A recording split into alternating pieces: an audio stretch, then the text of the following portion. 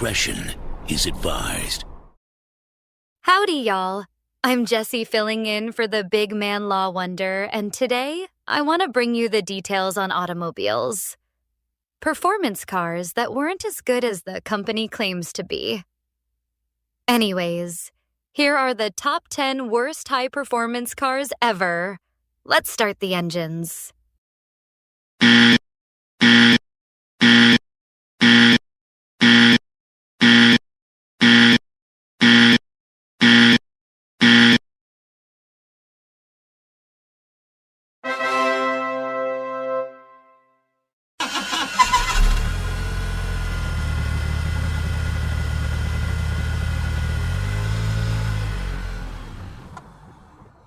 I know a lot of car companies tend to charge a lot of money for a high-end sports car.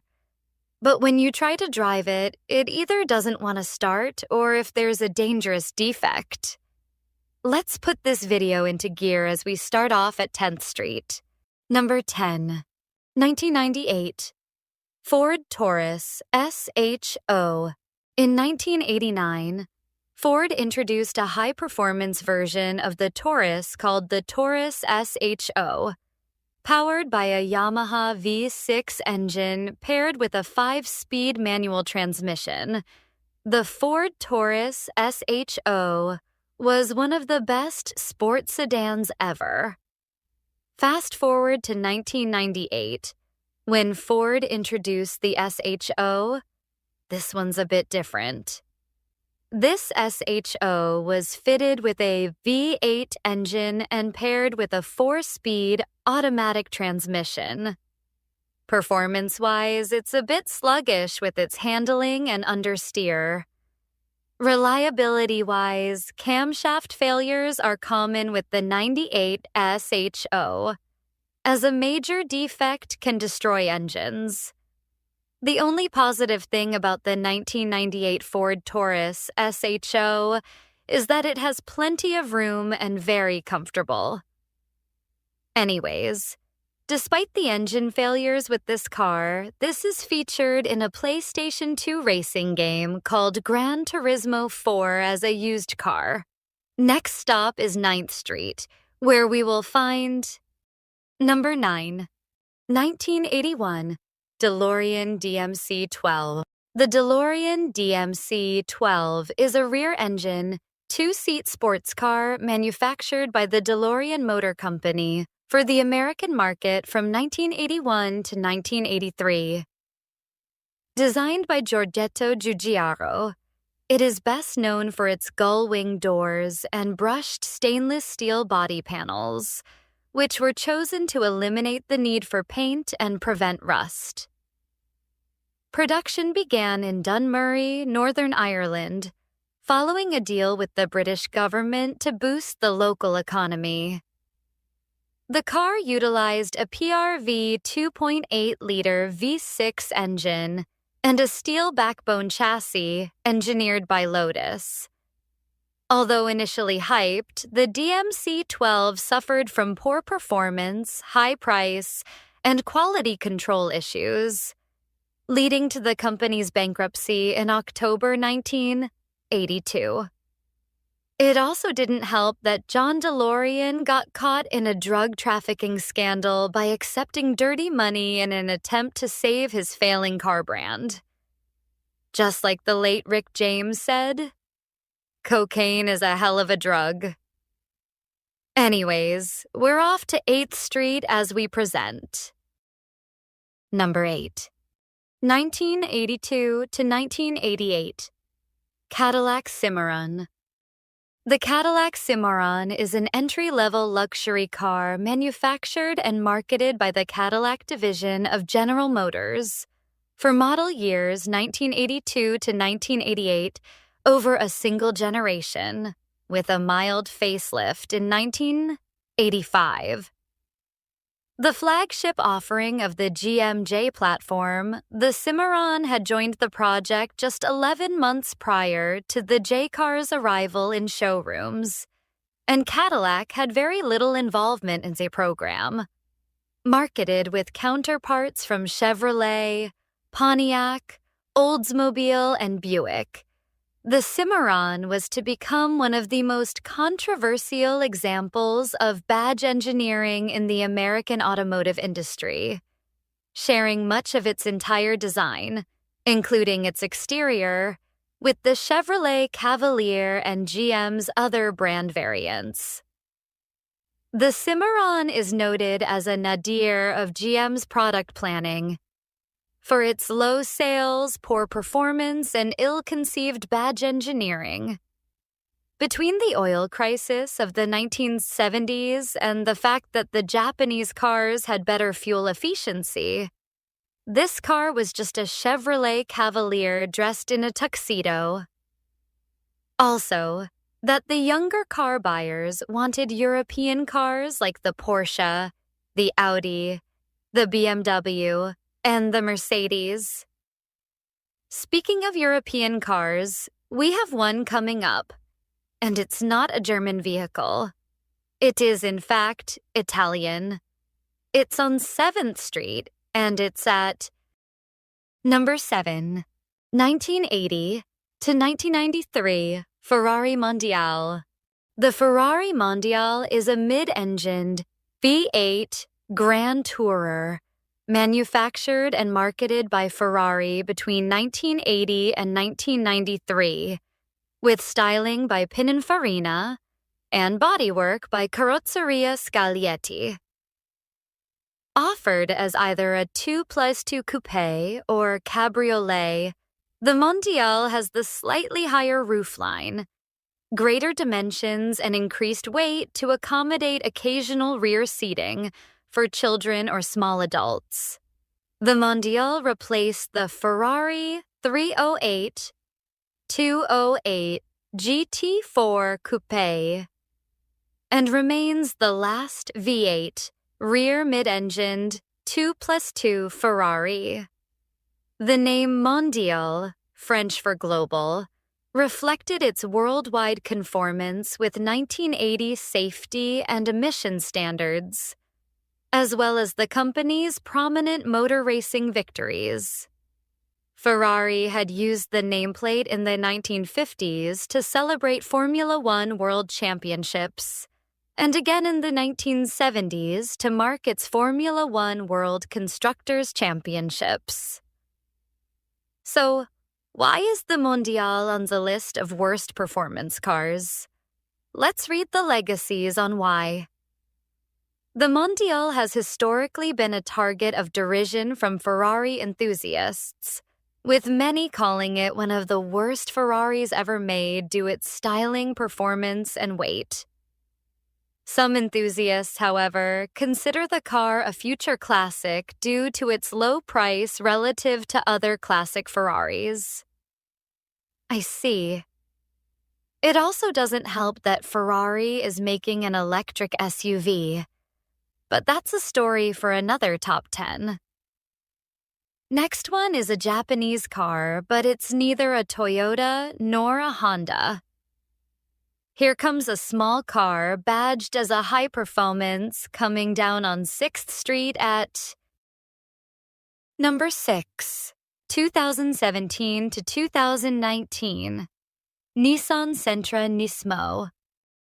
The Nissan Sentra Nismo is a high-performance trim of the compact sedan produced primarily for the 2017 to 2019 model years in the North American market.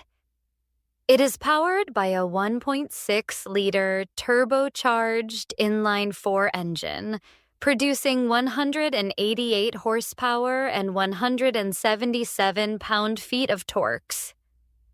I couldn't find much information on how the Nissan Sentra Nismo failed, but some say that it was overpriced at $25,855, while others say that the 188 horsepower turbocharged straight-4 engine was not enough.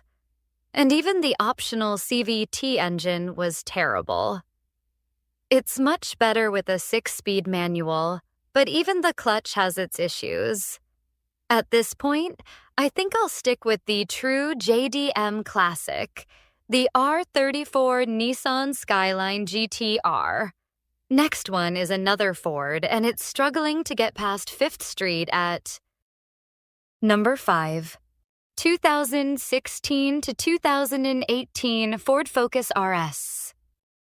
The Ford Focus RS is a high-performance hot hatchback produced in 3 generations, with the 3rd and final U.S. generation models being the 2017 and 2018 model years. Powered by a 350 horsepower, 2.3-liter turbocharged EcoBoost inline-4 engine, paired exclusively with a 6-speed manual transmission and torque vectoring all-wheel drive. It was designed for aggressive performance and rally-inspired handling. The reason why the Ford Focus RS failed in the United States is because of head gasket failures caused by the installation of incorrect gaskets designed for the Ford Mustang 2.3-liter EcoBoost engine. These wrong gaskets blocked unique coolant passages in the Focus RS block, leading to coolant leaks, white exhaust smoke on cold starts, engine misfires, and potential cylinder head distortion. With problematic issues like that, it's no surprise that Ford stopped making all the sedans and hatchbacks and decided to sell only SUVs, trucks, and the flagship Mustangs. Sticking with Ford, we have another car that tried to compete with the Chevrolet Corvette and failed miserably sound-wise. We're heading down 4th Street with this car at number 4. 2017 Ford GT. The 2017 Ford GT is the 2nd-generation iteration of Ford's mid-engine supercar, designed to honor the brand's historic GT40 Le Mans victories. Unveiled in 2015 and launched for the 2017 model year, it features a 3.5-liter twin-turbocharged EcoBoost V6 engine, producing 647 to 660 horsepower in standard trim and 700 horsepower in the limited GT Mark II variant. Unlike the 2005 Ford GT, the 2017 Ford GT is widely considered a letdown by critics and enthusiasts due to its extreme price, limited availability, and racing-focused compromises that hinder daily usability. While it successfully returned Ford to Le Mans victory, the production car suffers from several technical and design flaws. It also didn't help that they went with a V6 instead of a V8. That V8 would have sounded better than the engine used in the 2010 Taurus SHO. Going to Ford's rival, Chevrolet made the worst mistake by putting a bad engine in their flagship muscle car. And yes, that engine was used in both the Pontiac Fiero and a fleet of mail trucks. Time to cruise down 3rd Street at number 3. 1982 Chevrolet Camaro Iron Duke. The 1982 Chevrolet Camaro Iron Duke is widely considered one of the worst cars ever built, featuring a base 2.5-liter inline-4 engine that produced only 90 horsepower and 132 pound-feet of torque. This powertrain resulted in a 0 to 60 time of approximately 20 seconds, a performance level that drew severe criticism for being fundamentally mismatched with the Camaro's muscle car heritage. The same engine was used in the 1984 Pontiac Fiero and the Grumman LLV mail trucks. While the LLV served over 40 years of mail service with that engine, the same can't be said for the Camaro Iron Duke or the Pontiac Fiero, especially the Fiero. That engine ignited really badly, hence Law Wonder coining the phrase the Pontiac fiasco. I admit that was a bad joke, but it is true. Anyways, I have a German SUV coming down on 2nd Street at number 2. 2012 to 2018 Mercedes-AMG G65. The Mercedes-AMG G65 is a high-performance luxury SUV variant of the G-Class. Produced from 2012 to 2018, it is powered by a handcrafted 6.0-liter twin-turbocharged V12 engine that delivers 621 horsepower and 738 pound-feet of torque in later U.S. models, paired with a 7-speed automatic transmission and full-time all-wheel drive. While the G65 is a popular luxury SUV, it has been subject to specific recalls and is frequently criticized for its handling deficiencies. Due to its high center of gravity, the Mercedes-AMG G65 has been prone to rollover accidents due to a faulty electronic stability system. It also didn't help that its e-call system dispatched emergency responders to the wrong location as well. All right, we've seen some bad cars. Now let's hit up 1st Street as we bring you the worst high-performance car of all time. Here it is. The number 1 car on the worst list is so bad, even Flexing Power Girl said no to it. And it is 1980 Chevrolet Corvette California Edition. Oh, California. Why must the big man law wonder mock you? Is it because of your bad politics? Is it because he dislikes anything from Los Angeles? No. It's because of the dumbass California emissions law that ruined all sports cars, including the Chevy Corvette. The 1980 Chevrolet Corvette is the primary California edition model from the 1980s, distinguished by a mandatory 305 cubic inch V8 engine required to meet the state's stringent smog laws. This engine produced 180 horsepower and was exclusively paired with a turbo-hydromatic automatic transmission, as the manual gearbox was not certified for California emissions at the time. This California emission standard was so bad that it even hindered the police cars used by the California Highway Patrol as they were unable to catch up to the German-made Porsches. Anyways, what do you think about this list? Did we leave off something, or do you believe that one of the cars don't belong here? Please, let Law Wonder know in the comments, but don't leave any nasty ones as he will not respond to trolls. Anyways, this is the beautiful Jessie Law Wonder signing off.